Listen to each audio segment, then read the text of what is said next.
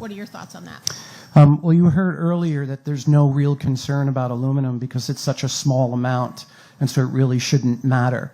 But the kind of aluminum that we put into vaccines is a different kind of aluminum that we see environmentally.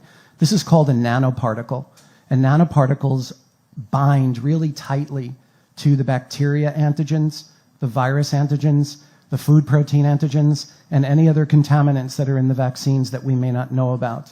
And we know that the biochemical properties of nanoparticles is that they are capable of entering the brain. And so we have not evaluated the safety of the aluminum nanoparticle and its injection and where it goes when it gets into the body and whether it gets into the brain. Do vaccine ingredients belong in the brain? No.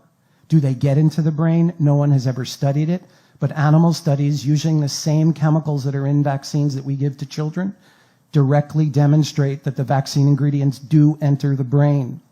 We are ignoring this information.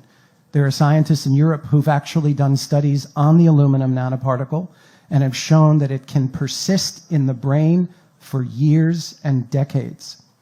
And so what we're seeing is a large outbreak of neurodevelopmental disabilities in adults, including Alzheimer's.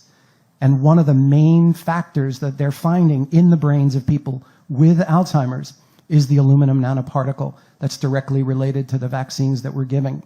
So we have never studied whether the aluminum that we're giving in vaccines gets into the brain, and we've never measured whether it stays in the brain and what it does if it does stay in the brain. But we do know that vaccines are supposed to cause inflammation in the body. But we have more than half of our children with chronic inflamed conditions. And we've never allowed ourselves to ask the question, if the vaccines cause inflammation acutely, do they continue to create inflammation chronically?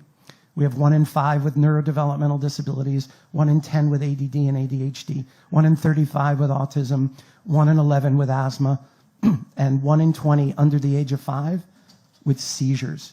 And the autoimmune diseases are exponentially rising, and we are finding that the viruses and the bacteria that we're injecting into the body, along with the adjuvants, create something called molecular mimicry, which means the body sees those viruses thinking that it's foreign, but actually finds pieces of those viruses that match pieces of the self. And the immune system doesn't differentiate between what it's been told to reject and itself. So it will turn the immune system on itself, leading to an autoimmune condition. We know this about hepatitis B, we know it about the Gardasil vaccine, and we know it about the flu vaccine. And we continue to say unequivocally that the vaccines have been studied effectively and that they're safe, and that's just not true.